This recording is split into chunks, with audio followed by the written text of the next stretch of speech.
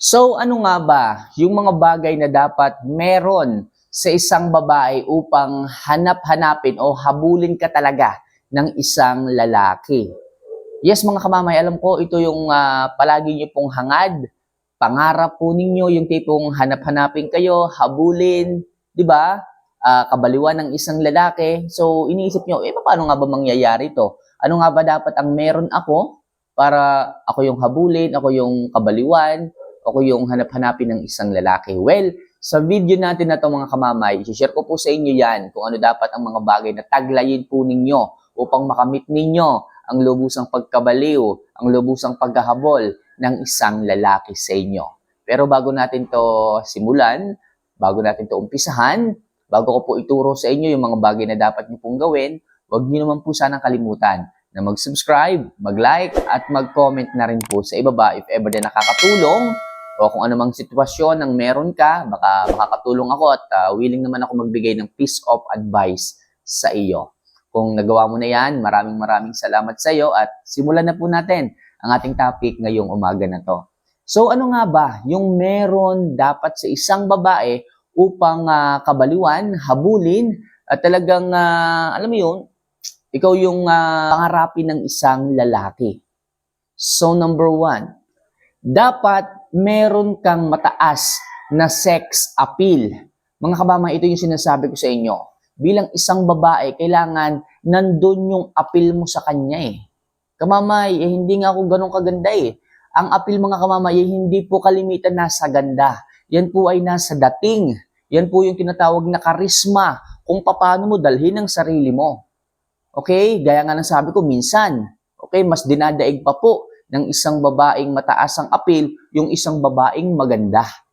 Okay? Kung ako papipiliin, mas gusto ko ang mataas ang appeal kaysa sa maganda lang. Kasi yung ganda, minsan, given yung ganda, pero wala namang dating eh. Okay? Tandaan nyo mga kamamay, ang appeal po kalimitan ay nasa build ng katawan, nasa kung paano mo dalhin ang sarili mo. Ganyan po ang appeal, ganyan po ang sex appeal. Kaya hanggat maaari mga kamamay, control nyo naman po. Mag-ayos kayo, magpaganda kayo ng katawan, mag-workout kayo, mag-jogging kayo, makakatulong po ito. Siyempre, pagdating sa inyong pormahan, nakakatulong din po ito para itaas ang sex appeal po ninyo. Kung paano kayo magsuot ng damit, kung paano kayo magdala ng kasuotan, makakatulong po ito. Kaya kung gusto po ninyo ng isang lalaki ay lubos na maghabol at mabaliw sa inyo, subukan ninyo na i-improve ang inyong appeal pagdating sa isang lalaki. So maliwanag tayo dyan mga kamamaya. So next, kailangan high value ka ring babae. Mamaya nung ibig mong sabihin high value, ibig sabihin maaasahan ka, maganda ka, nag-aayos ka. Okay, ibig sabihin lahat ng bagay binibigyan mo ng atensyon. May trabaho ka, nag-aayos ka, mabango ka, hindi ka batugan, hindi ka palaasa, yun bang ganon? Kaya mong tumindig sa sarili mong paa, yan ang ibig kong sabihin.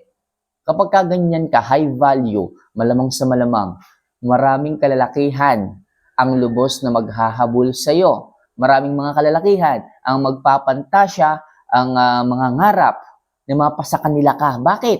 Kasi masarap ka partner sa buhay yung babaeng high value. Kasi kung ang isang babae ay low value, malamang sa malamang, walang gusto yung pumasok sa buhay mo kapag kaganyan. Bakit? Magiging pabigat ka sa kanya. Pero kung high value ka, masarap kang ka-partner. Kasi malaki yung itutulong mo sa isang lalaki. Kasi malaki ang magiging contribute mo sa isang lalaki. Ganun lang kasimple. Kaya hanggat maaari, kung gusto nyo na lubos ang maging paghahabol ng isang lalaki sa'yo, dapat maging high value yung babae ka. Okay? So maliwanag tayo dito mga kamamay ha? So next, kailangan ipakita mo rin na ikaw yung babaeng hard to get. Kamamay, kailangan pa ba yan? Dapat hard to get? Bakit kailangan pa magpakipot? Kung gusto ko rin naman yung lalaki, yes, required po at kailangan nyo pong gawin ito. Huwag kayong mabilis magpakita ng kagustuhan.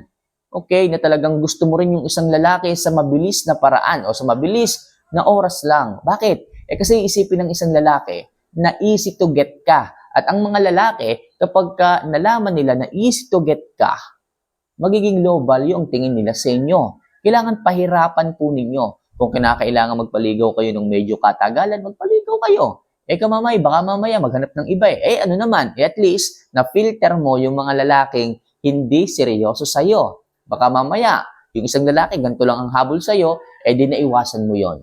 Naiwasan mo yung hindi magandang relasyon na dapat sisimulan dapat. Di ba? Kaya mas maganda mga kamamay na magpa-hard to get kayo. Diyan nyo talaga masasala. Diyan nyo makikita. Diyan nyo may experience. O diyan nyo kaagad maaga palang malalaman kung sino talaga yung interesado sa inyo. Okay? Kasi ang mga lalaking interesado, yung mga lalaking totoo, ang hangarin at pagmamahal at intensyon sa inyo, kahit mahirapan yan, hindi titigil yan. May pakita at may paramdam lang sa inyo ang totoo nilang hangarin at pagmamahal. Kaya hanggat maaari, maging babae kayong hard to get sapagkat yan ang isang tinitingnan ng mga kalalakihan upang lubos silang mabaliw sa inyo. Alright? So, maging hard to get kayo. So, next.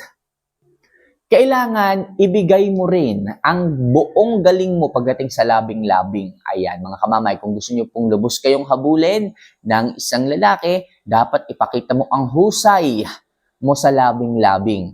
Kamamay, paano yan? Problema ko yan Hindi ako magaling sa ganyan. Hindi ako expert pagdating sa labing-labing. Tuod ako Okay lang yan, kamamay. Kung iniisip mo na hindi ka dyan magaling, o iniisip mo kung paano ba magiging magaling sa ganyan, wala kang dapat isipin. Kung mahal mo ang isang lalaki, okay, kung may asawa ka at gusto mo na hanggang ngayon ay mabalisa ng paghahabol sa inyong mga yan, so ipakita mo lang yung willingness mo na gusto mong matuto. Kung hindi ka man marunong, magsabi ka, magtapat ka sa kanya, babe.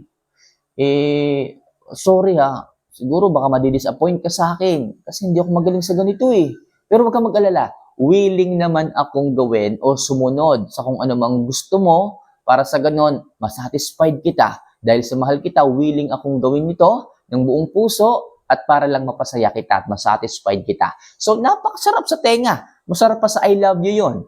Kaya mga kamamay, huwag kayong malulungkot, pag-aalala kung hindi kayo magaling sa ganito. So, ito naman ay napag-uusapan, mag-open up lang kayo at makakatulong din yan pagdating sa inyong, alam mo yun, labing-labing pagdating ng araw. Sabi nga nila, practice makes perfect. Pero nobody's perfect. Pero syempre, ipakita mo sa kanya na willing kang matuto, yun ang mahalaga. Alright? So, next. Ipakita mo rin yung sweetness mo at yung sarap mong kasama. Yes, mga kamamay, kung gusto nyo po na talagang mahumaling o maghabol sa inyong isang lalaki, kailangan, meron naman kayong kasweet-sweet sa inyong katawan. Hindi yung kayo na nga lang magkasama ang layo parang agwat ninyo. Hawakan nyo rin ang kamay ng isang lalaki. Kapag kayo ay tatawid, hawak kayo. O kaya mag-holding hands kayo. O akbay kayo, yakapin nyo. Diba? So, kahit konting sweetness, ipakita ninyo. Yung mga lalaking yan, hindi nyo man makitaan ng magandang ekspresyon, ngumingiti na ganyan o masaya. Pero yung puso ng mga yan, tumatalon-talon sa tuwa kapag hinahawakan nyo ang kanilang kamay, lalo na kung kayo ay bago pa lamang sa relasyon, nandiyan pa ang excitement, nandiyan pa ang kilig. So, gawin niyo po yun mga kamamay. Sigurado po ako na talagang isang lalaki ay lubos na maghahabol, lubos na mamahalin ka kapag meron kang sweetness, caring, pag-aalaga sa inyong mga katakatawan. Alright? So, maliwanag tayo dyan So, next. Siyempre, dapat taglayin mo rin ang kabutihan at yung pagmamahal yung asawa sa yung jowa. Kailangan maging mabuti ka sa kanila. Huwag kayong toxic. Ipakita niyo yung pagmamahal. Dapat showy kayo sa kanila. Hindi po pwedeng mimiha-miha kayo. Kailangan ipakita niyo, iparamdam ninyo. Kung hindi ngayon, kailan pa?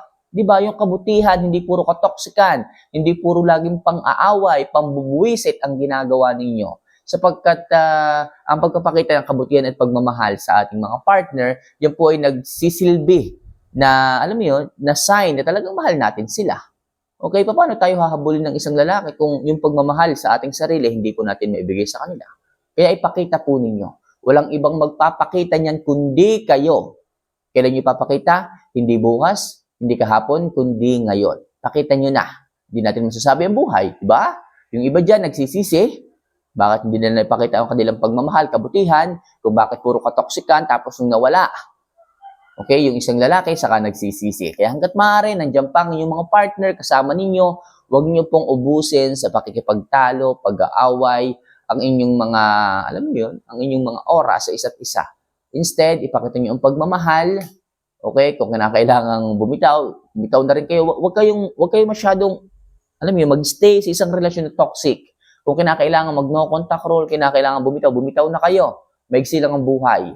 Hindi nyo kailangan, okay, hindi nyo kailangan ubusin ang inyong oras sa mga tao na hindi kayo kayang pahalagahan. Sa madaling sabi mga kamamay, maging mabuti kayo, isipin nyo ang inyong sarili, respeto, okay, para sa ganon, hindi nyo pagsisihan ang mga bagay-bagay na inyong ginawa dito sa mundong ibabaw. So yun lang sa ngayon mga kamamay, ang ilang mga bagay na maaari nyo pong gawin upang lubos, okay, na maghabol ang isang lalaki sa inyo. So see you for our next vlog. Mahal ko po kayo. Paalam.